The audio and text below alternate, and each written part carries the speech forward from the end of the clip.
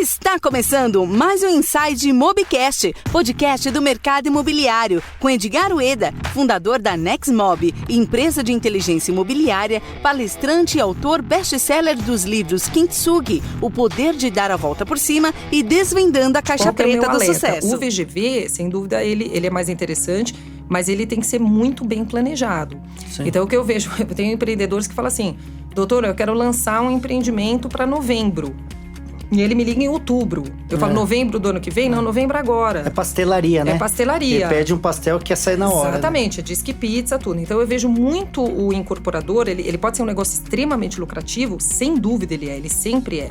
Mas ele exige um poder de planejamento muito grande, ele exige uma conversa com atores diferentes, porque você tem atores na multipropriedade que você não tem na incorporação comum, como rede de intercâmbio, uma comercializadora especializada, GTC, por exemplo, que não é só uma administradora condominial, você vai ter que ter uma administradora mais gabaritada, especializada. A rede de intercâmbio, você fala tipo uma RCI. Uma RCI, uma Interval, né? Sim, é uma pimentação do as negócio. Trocas, né? Isso, que faz as trocas. A própria administradora condominial, que ela tem que ser um pouquinho diferente, a gestora hoteleira, que muitos deles têm serviço hoteleiro. A própria equipe de vendas, embora você falou que tem que trazer o vendedor convencional, o corretor, mas ele também precisa dessa equipe especializada. Com certeza, um treinamento muito especializado. Tem o closers lá, né, que são chamados. Isso, o liner é aquele que introduz a ideia e o closer, né, é a pessoa que já vai, é o fechador, né, do negócio.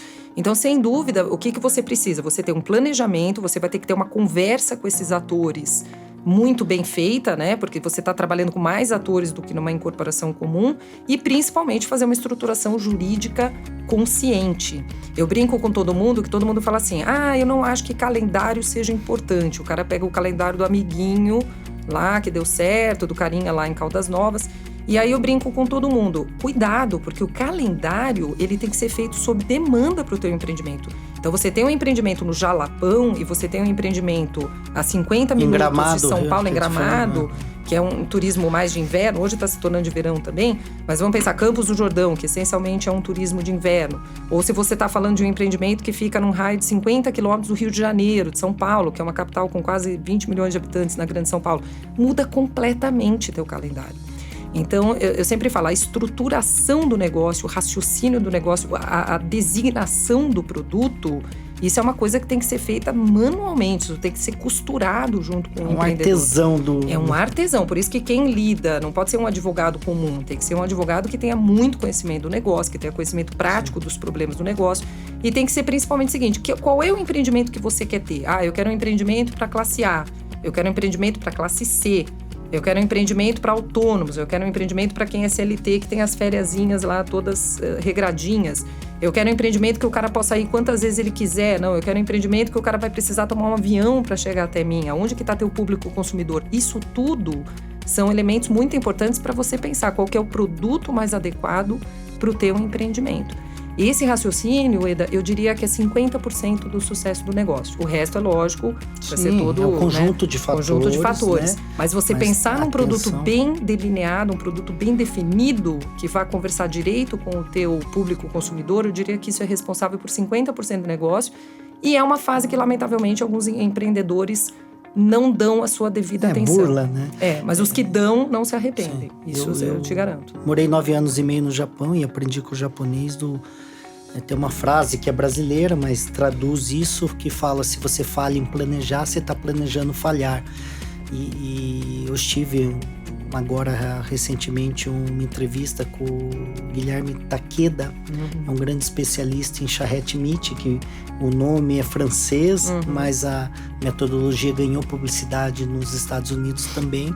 E ele fala exatamente, as pessoas querem burlar essa etapa do planejamento, de pecar excessivamente no planejamento, então peca pelo excesso aqui, né? Claro. No ponto zero, ponto de partida, no estudo, porque o papel ainda aceita tudo, né? Então você pode errar aqui nessa fase. Claro. A partir do momento que você entrou no jogo para jogar, começa a custar muito caro os erros. Exatamente, né? Então muito tem que tomar muito cuidado. E alguns, né, não sei se tem, você deve ter vários cases, né? de alguns empreendimentos que, de fato, quebraram um CNPJ, claro. Né? Porque foi concebido, foi planejado, foi tudo feito errado. Exatamente, né? Queimaram a marca, queimaram... E eu sempre falo, tem uma frase de padaria que eu gosto muito de usar e que eu uso muito em negócios, que é fazer bem para fazer sempre. É aquela frase de padaria, mas, por exemplo, se você tem um business de placa model... de caminhão. De placa de traseira de caminhão. Exatamente. Mas quando você faz bem, por exemplo, você é um incorporador. Eu quero fazer de qualquer jeito para ganhar dinheiro e ir embora. O que você está perdendo nessa oportunidade? Veja, se você fizer um empreendimento bem feito, que vá fortalecer a tua marca, que vá consolidar a tua reputação, poxa, você pode ter um business model para outros empreendimentos. Claro. E você vai ter esse delta sendo multiplicado tantas vezes quanto você quer. Então, eu sempre falo, façam os empreendimentos corretamente, porque se você tiver um business model que funciona... E de sucesso, Não é só o modelo, claro, né? Com certeza. De sucesso, que seja bem sucedido, que seja algo que as pessoas tenham um orgulho de falar, criar uma identidade com o empreendimento. Você tem uma fórmula de sucesso para você aplicar tantas vezes quantas você desejar. Então, é muito importante esse planejamento, é muito importante você se atentar aos passos do negócio, ainda que você esteja com muita fome de começar, com muita fome de ganhar esse VGV, mas você vai atingir esse VGV mais fácil se você planejar bem essa fundação. E com os especialistas, correto? Com certeza. Cada macaco no seu galho, também é uma frase de caminhão. Claro. Mas ela é verdadeira. A parte jurídica, mas você também é advogada, a parte jurídica, documental desse processo, o que muda, assim, de forma resumida, de uma incorporação tradicional? Olha, ela muda bastante. O memorial de incorporação, antes da lei, não se exigia nenhuma menção à multipropriedade, né? A multipropriedade, antes da lei, ela era muito definida na convenção, nos instrumentos particulares e às vezes até em regulamentos particulares, né? Então eu provava como incorporação comum, convencional. Exatamente. E aí você regulava ou através de uma convenção geral, ou às vezes quando o cartório nem permitia isso, você criava mini convenções internas, porque nada impedia a mim, se eu compro uma casa com você, nada impede que nós fechemos um instrumento particular que nós defeja. Eu prevejo um pouco o molejo da coisa, para que se na mesa de venda a realidade se mostre diferente, você já tem uma previsão, pelo menos genérica, no memorial de incorporação. Então você deixa flexível na parte comercial, com as possibilidades. Isso. Né? Mas a lei é a mesma. A lei é a mesma, exatamente. É diferente de uma incorporação comum. Do timeshare e da propriedade compartilhada. A propriedade compartilhada é que tem a lei, que tem a 13.786. O timeshare, ele não tem uma lei. É uma lei nova, né? É uma lei nova, é uma lei de 2018, ela foi do final de dezembro de 2018. O timeshare, ele não tem uma lei, ele tem uma deliberação do Ministério do Turismo. Mas eu uso a lei 13.000 para aprovar. Ela é muito...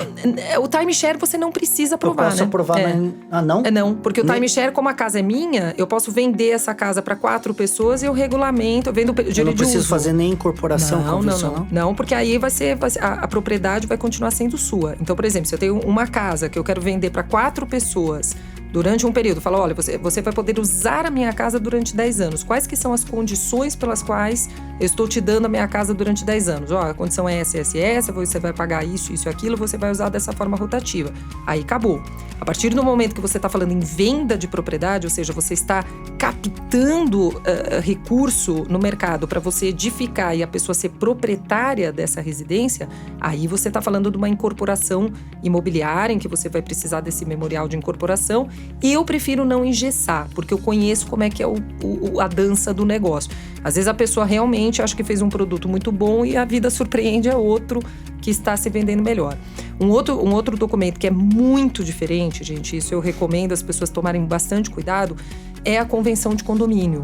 Por quê? Eu vejo muito isso, Eda, nas estruturações. Dá para perceber que o advogado pegou uma convenção de condomínio padrão e meio que fez um capítulo da multipropriedade. Por que isso não dá certo? Isso não dá certo porque a convenção de condomínio, um condomínio de multipropriedade, muda tudo. Lógico que você vai ter um denominador comum, legal.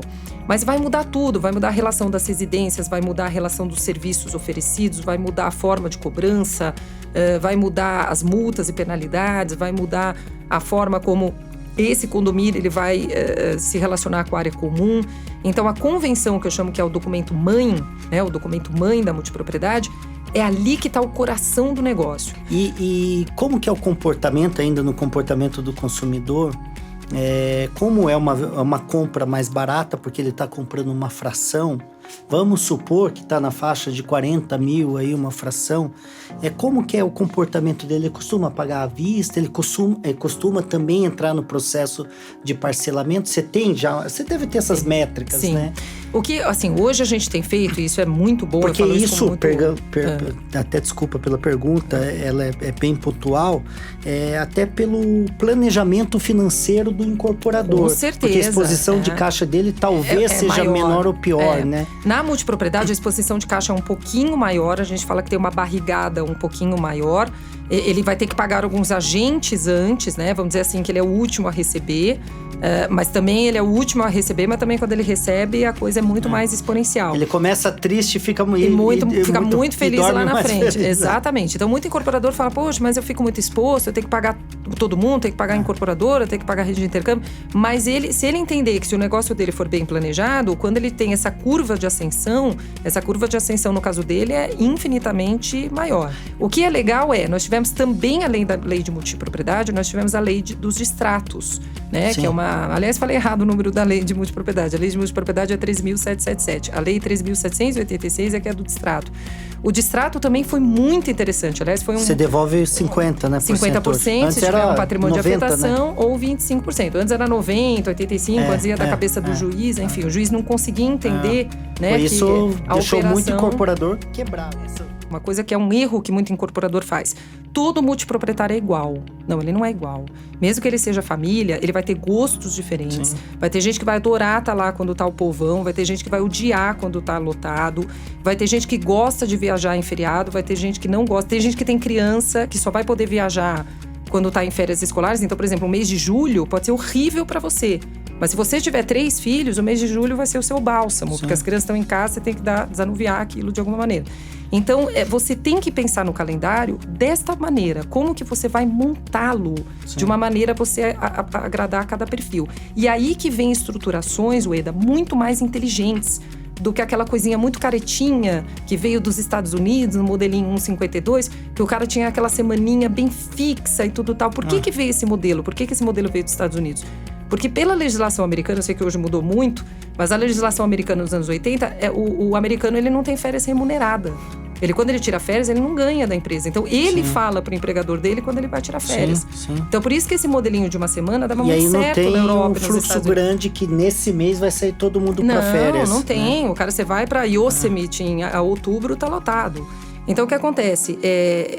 Esse modelo 152 avos, que era aquela semaninha bem fixa, era um modelo que ele até deu certo no Brasil, sim, o nosso ainda é nessa modalidade. Então foi inserido já o modelo? Eram os avós, né? Os vovôs trouxeram esse modelo, porque era um modelo que existia, ninguém conhecia outro. Sim. Mas é um modelo que eu devo confessar que é muito pareado à cultura americana, à cultura europeia. Sim. Então, esse modelo no Brasil, ele só dá certo se ele for muito flexibilizado. Eu já fiz empreendimento ainda existe no Brasil, gente que aposta na modalidade 152, mas nunca naquela semaninha muito fixa, porque se eu perguntar para você hoje o que você vai fazer na terceira semana de agosto de todos os anos da sua vida, você não vai saber responder. Então, se você não planeja com muita antecedência. E nem o cara quer isso, né? Ele também não tá comprando um empreendimento para ele ficar agora com uma pecha em cima da cabeça dele. Então, você tem que criar, hoje tem estruturações muito mais inteligentes do que aquela semaninha fixa, que lamentavelmente ainda tem empreendimento que acredita muito nesse modelo, que são modelos mais flexíveis, rotativos, flutuantes, modelos que você não dá um período para a pessoa, você dá um direito dela escolher o período. Então, eu posso, escolher quebrado? Pode escolher quebrado. Se eu tenho bissemana, eu posso fracionar em 4 etapas? Pode, tipo 3, então, 3, 3, 4? Isso, a gente já tem feito muito isso. Isso então já existe? Já existe, embora assim, são poucos os advogados e os empreendedores que conhecem, mas já existem essa forma de fracionar. Então assim, você não precisa usar a semana inteira. Porque às vezes você pode quebrar. Eu quero ficar 3 dias. Claro. Né? Às vezes você quer ficar só 3 dias, segunda-feira você não pode ir, então você não queima toda a tua semana. O que vai precisar verificar é, por exemplo, se seu público pega um avião, você tá com um empreendimento no Jalapão, seu público, 90% do seu público tem que pegar um avião para chegar até você. Aí não compensa você fracionar, porque aí o cara teria que ter essas 3 passagens aéreas. Né? Exatamente. Nem quer, né? Então o fracionamento ele é interessante quando quando você está muito próximo do teu público consumidor. Então, o teu público consumidor pode pegar um carro e estar no teu empreendimento? Pode. Fraciona, cara. Não faça aquela semaninha, porque esse modelo é um modelo que não é brasileiro, não é latino. Eu tenho na minha carteira hoje quase umas 10 formas diferentes de estruturar o tempo. E todas elas fazem sentido para aquele empreendimento, para aquele público que eles querem atingir, para aquela localidade. Então, não comprem uma fórmula. Se eu puder dar uma dica, tá? Não comprem uma fórmula. Meu amiguinho tá dando certo lá. Não compre a fórmula dele. Não existe nada enlatado. Nada. Principalmente em multipropriedade, você tá lidando com pessoas, com as férias das pessoas, com o que as pessoas querem no período de férias delas. O nosso empreendimento, a meu humilde ver, eu acho que ele só chegou no mais longevo do mundo porque ele teve um conhecimento de psicologia humana absurdo. Então, assim, a gente soube administrar melhor as pessoas do que propriamente um empreendimento. Então, existem técnicas mais modernas e que os incorporadores têm que se esforçar em conhecer para não insistir em fórmulas que já estão muito desgastadas e que, com o longo do tempo, vão precisar ser adaptadas.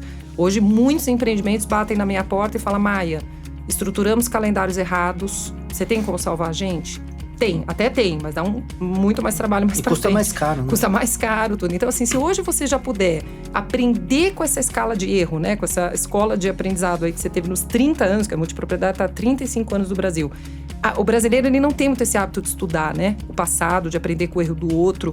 Tente entender quem já passou por esses 30 anos. Às vezes tem gente que até hoje vem com fórmulas, Ueda, que já foram experimentadas e já deram errado no Brasil inteiro, no mundo inteiro. E o cara vai lá e acha que descobriu o ovo de Colombo e fala: eu tive uma ideia. E o cara introduz em 2020 uma fórmula que já foi tentada desde 70 e o cara não conhece. Então isso é muito importante, você também aprender com quem já empreendeu, já errou, aonde que o cara se modernizou e você já fazer certo desde agora, né? Sim, se você tem 30 anos de escola, para que você vai errar com a mesma coisa que o cara de 30 anos atrás errou, né? Então, entender, aprender com isso e principalmente conversar com gente especialista que saiba onde são os modelos mais certos e os que, não vou dizer os mais errados, mas os prós e os contras de cada modelo, vamos dizer assim, né?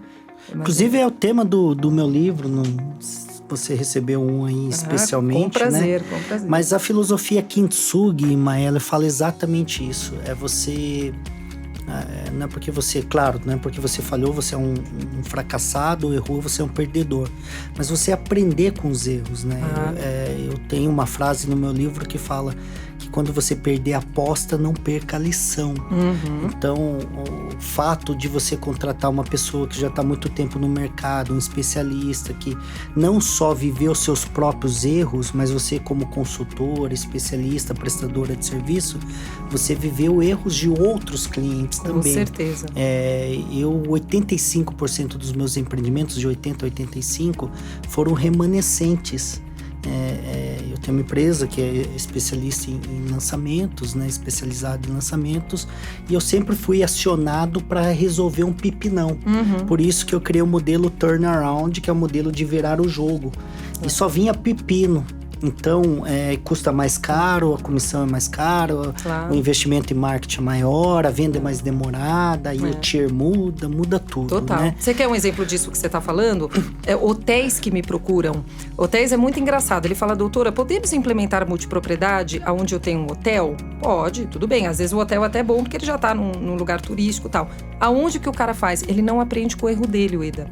Aí ele introduz a multipropriedade e ele continua com a mesma gestão deficitária, ele continua com o mesmo serviço que não está atendendo, ele continua com o mesmo problema que ele tinha antes. Então, o que ele fez quando ele introduziu a multipropriedade? Ele não aprendeu com o erro dele. Ele simplesmente multiplicou o problema dele por 52. Então, eu falo, quando a gente vem de hotelaria, aí isso que você está falando é crucial. O cara tem que aprender com o erro dele. Então, o que aconteceu para você não ter dado certo como hotel? E a multipropriedade não é a tua boia de salvação. Para você ir para a multipropriedade, esses problemas têm que estar muito bem administrados, para aí você ter 52 vezes de sucesso e não 52 vezes de problema.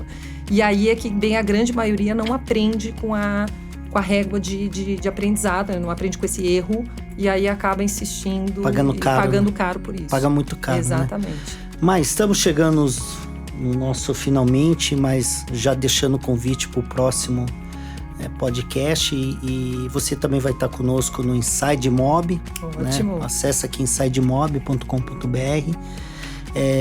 Maia, deixa aqui suas redes sociais, site? Como que as pessoas... Tem algum lugar que ela pode encontrar mais conteúdo sobre esse tema? Olha, eu sempre faço um trabalho muito sob demanda, né? Eu evito muito esses conteúdos genéricos, porque às vezes a pessoa entende o que ela quer, joga num advogado, o advogado também entende o que ele quer e acaba dando negócio. E mapa não é território. Mapa não é território. Eu disponibilizo o meu e-mail, eu sou uma pessoa extremamente acessível. Mas vai vir uma chuva de e-mails. Não, mas eu com prazer. Eu posso não responder na mesma semana, mas eu sou uma pessoa que, olha, eu ajudo desde empreendedor que está com dúvida, eu ajudo até estudantes que querem penetrar melhor nessa área, querem desenvolver tese de doutorado. Mas então, porque tem poucos especialistas aqui no Brasil? Muito poucos. Eu acho que no Brasil quase... Quem era especialista no Brasil é quem já tinha um empreendimento e já estava muito assenhoreado desse empreendimento. O meu e-mail fica extremamente à disposição. Quem quiser conversar, até não conhecer a sistemática e quiser se aprofundar um pouco nisso tudo que a gente conversou agora. O meu e-mail é maia, com Y, @rolowingster.com.br. Soletra aí. Eu vou soletrar. O rolo é com L só, como se fosse rolo de macarrão. E o Wingster é WINGESTER. É wing como se fosse de asa, ster sem H. rolowingster.com.br. Quem quiser também tem a minha empresa de gestão de tempo compartilhado, que o e-mail é atendimento@ibeia.com.br. Isso é bem mais fácil, viu? O Ibeia é mais fácil, o sobrenome americano complica um pouquinho, né? Mas eu sou muito aberta, viu, Eda? Eu sou antes de mais nada, até pela família de quem eu venho, eu sou antes de mais nada uma entusiasta do business. Sim. E tenho, graças a Deus, você vê que é uma fomentadora tremenda. Que bom, ao longo de 25 anos a gente nunca perdeu energia, porque cada dia que passa o negócio só se prova cada vez mais sólido e cada vez mais inteligente. E eu fico à inteira disposição, seja para incorporador, para corretor, para estudante, advogado, a gente está aberto para atender aí todo e qualquer público. Show, Maia. Bom, e as pessoas que estão me ouvindo aqui, é só acessar Edgar Ueda Oficial nas redes sociais. Geramos conteúdo diariamente, conteúdo gratuito para você. E se você não assistiu outros podcasts, é só acessar aqui na nossa trilha Inside Mobcast, que é o podcast do mercado imobiliário. Maia, quero agradecer do fundo do coração. Eu que te agradeço, uma hora que passou rápido, muito voando. Rápido. O fato é que você tem muito conteúdo, muita propriedade. Eu tenho total certeza que nós vamos fazer outros episódios, se assim a sua agenda permitir, né? Fico super à disposição, vai ser um prazer. E eu te vejo lá no palco, dividindo o palco conosco, no Inside Mob aí, que vai acontecer nos dias 2 e 3 de setembro na cidade de Campinas, tá, Maia? Tá ótimo. Eu que te agradeço, Eda, é sempre um prazer falar sobre multipropriedade, convite aceitíssimo e fico aí à disposição de todos vocês.